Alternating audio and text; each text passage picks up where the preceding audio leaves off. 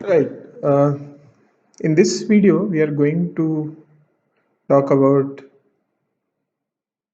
the basics of the basic principle of DC to DC conversion, right? Using switching circuits.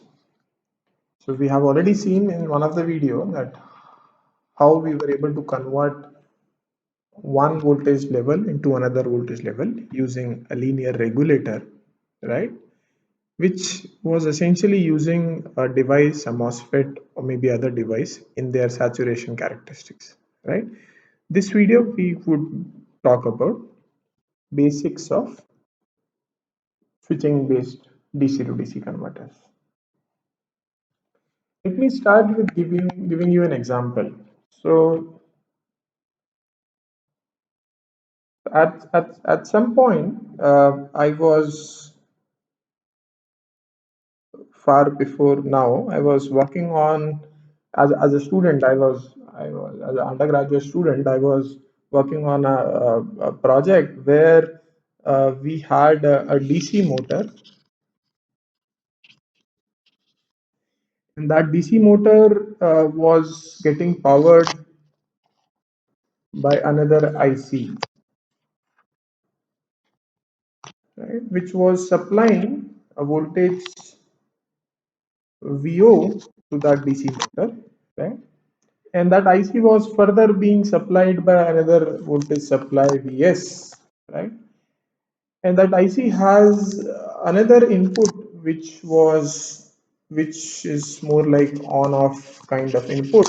Essentially, if you give it one, then it means the IC is on and the output voltage would be produced. And if you give zero, then the IC remains off and there is no output voltage, right? Yeah, so this was more like sort of trying to develop a small vehicle, right? Small robot, small remote controlled car, right? Which would have a DC motor and which would have source. In our case, source was a battery,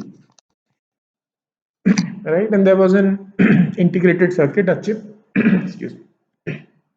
There was an integrated circuit or a chip which was interfacing this motor with battery. Now, obviously, at that point, I had very little idea about how the motor exactly operates or how the chip exactly works, right?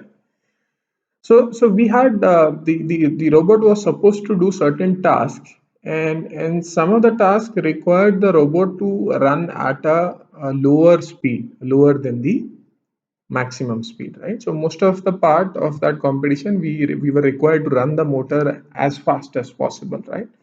So I sort of understood at that point one basic phenomena that if we apply higher voltage, the motor would run at more speed, right? So we applied what is the maximum rated voltage that motor could have taken, and we just ran it as fast as possible.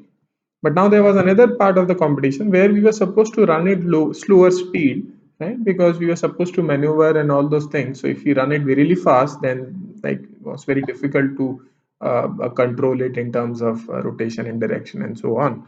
So now how do we run this same DC motor at a lower speed? Right, obviously we have a fixed voltage source battery, right? We could have used a lesser voltage source battery which would have given a lesser output voltage and which could have run motor slowly, but that was not the possibility. So at that point, after sort of discussing with other people who were participating or participated in that competition before we were, so we came to know that there is something called as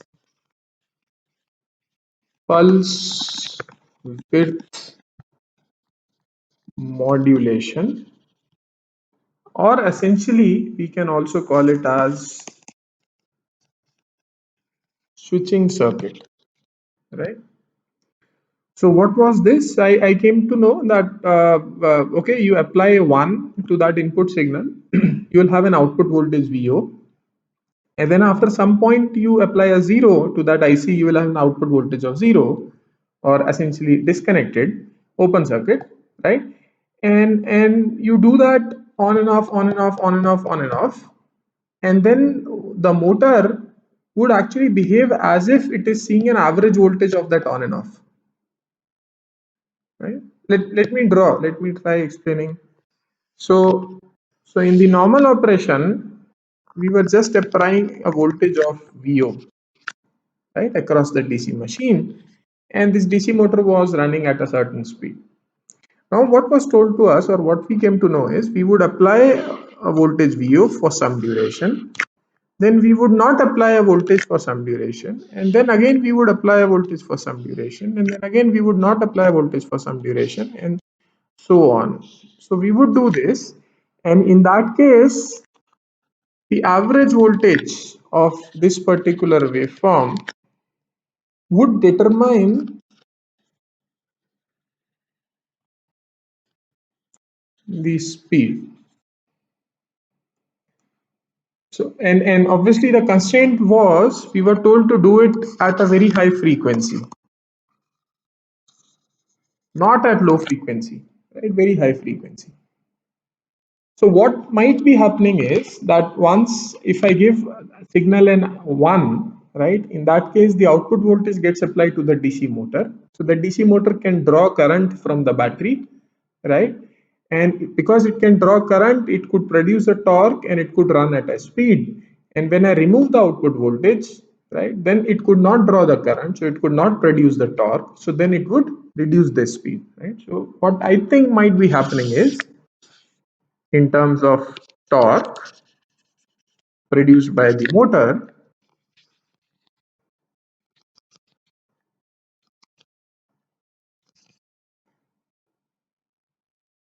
is that when I apply a 1, then motor receives a torque. When I apply 0, the motor does not receive a torque, and so on. So this is what I guess might be happening with that machine, right? And obviously if I apply a positive torque, then the speed would try to increase, right? So the speed was increasing. Then this, when I apply a 0 torque, speed was decreasing. Why? Because there's a friction torque which is anyways acting in the negative direction. And this is what was continuously happening, right? And if I consider that the inertia of the motor was very large, right? So let me call this as speed ripple. And if I consider that very large inertia of motor implies the speed ripple would be very small. And therefore, for all practical purpose, I would, and if the frequency is very large inertia of the motor plus high frequency of the switching, right, would ensure that the speed ripple would be negligible. And therefore, for all practical purpose, I would just, for me, the motor would just be running at a constant speed and would not be like jerking or turning on and off. It would be running at a constant speed, but at much lower speed. And that speed I can manipulate by manipulating this on period versus off period, right? Because if I increase the on period, then my average voltage would also shift up. That means my average speed would also shift up, right? So this is what is called pulse width modulation in a way, right? So you manipulate the average voltages, you manipulate the on and the off period, which manipulates the average voltage and which affects the eventual output, which in this case is the speed, right? Now, now if you see, this was a very basic example of pulse width modulation. Let's try to apply the same thing what we have learned from this example into our actual problem, which is that of a DC to DC converter.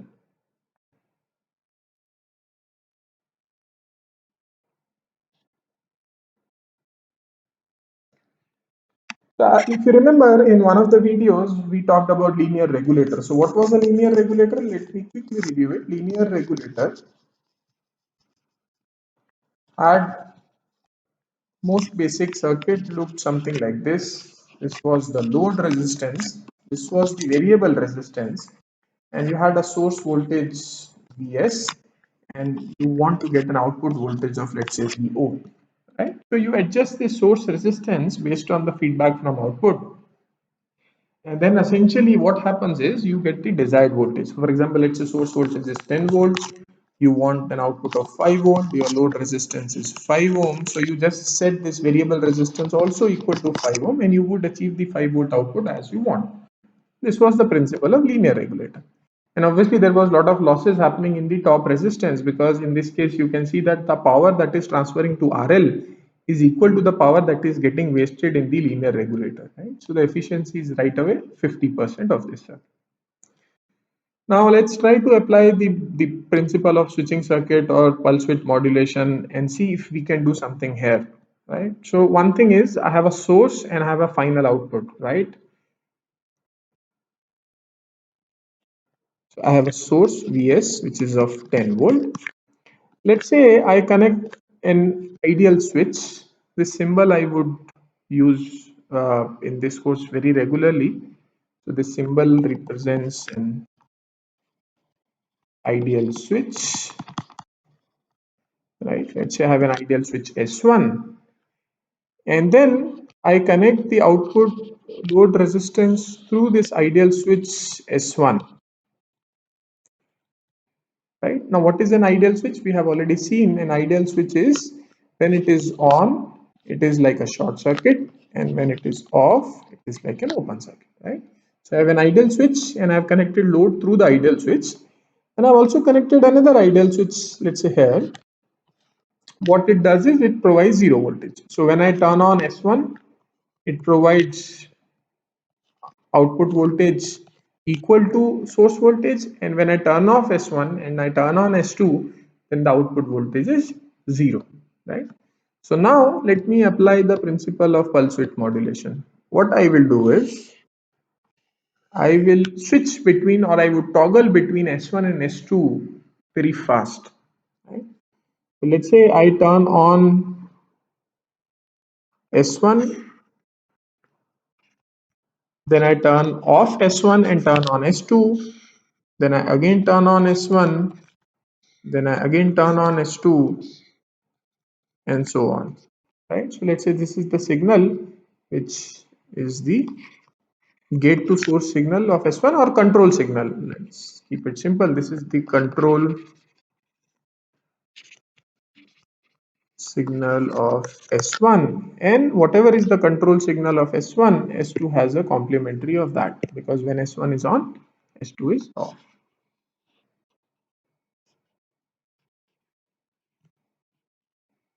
Right?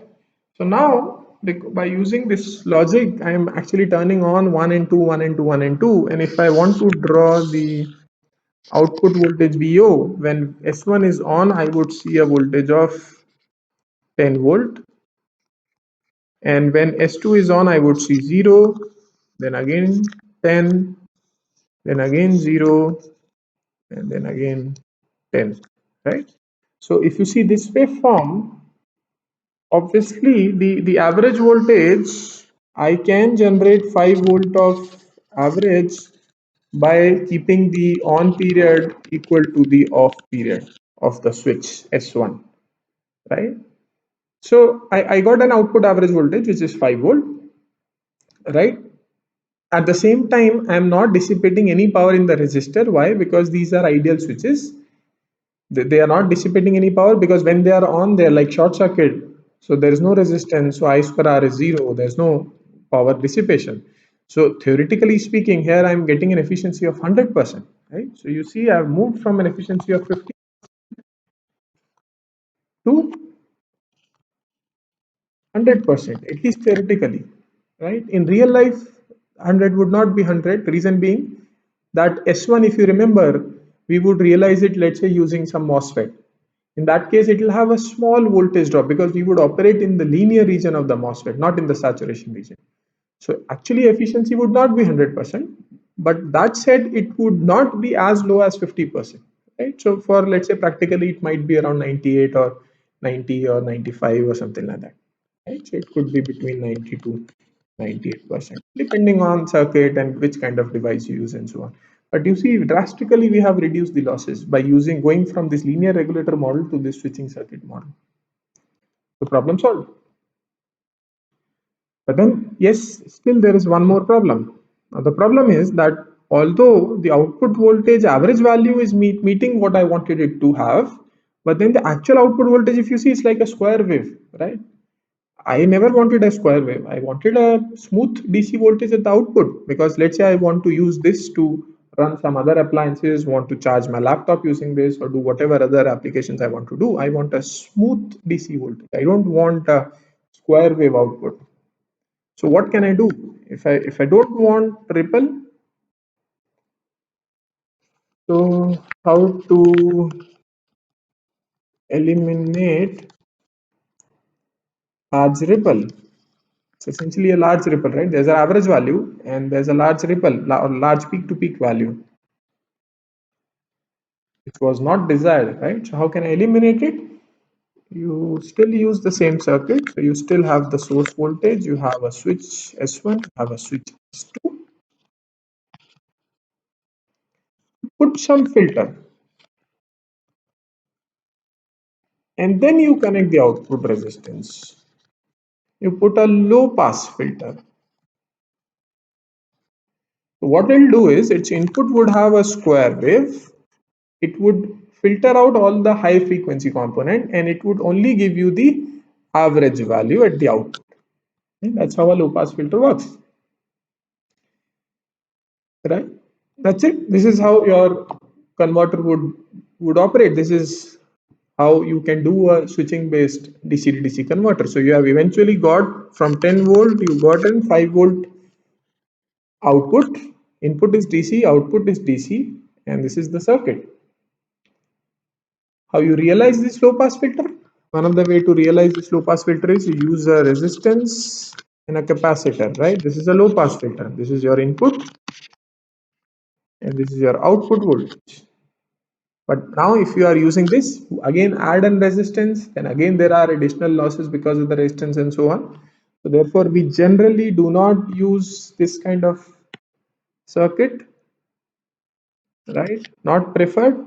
And what we generally use is a second order. The left one was the first order. We use a second order filter, right, which has an inductor and a capacitor. So there is no power dissipation, right? There is no loss, at least in ideal scenario. Right? In ideal scenario, there are L and C, so there is no power loss. It's again 100% efficient. In real case, you would have some minor wire resistances and other kind of losses happening in the inductor and the capacitor. So it would not be perfectly 100%. But this is more or less what we use. If I just redraw this circuit by putting both of them together, what I would have is very well-known circuit called as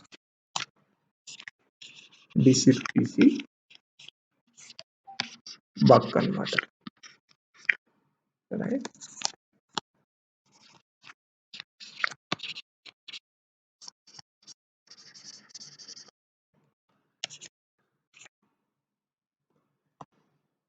So in the remaining part of the course, if you see, we would like to avoid the resistance as much as possible in the circuit, because resistance would have losses, it would dissipate power.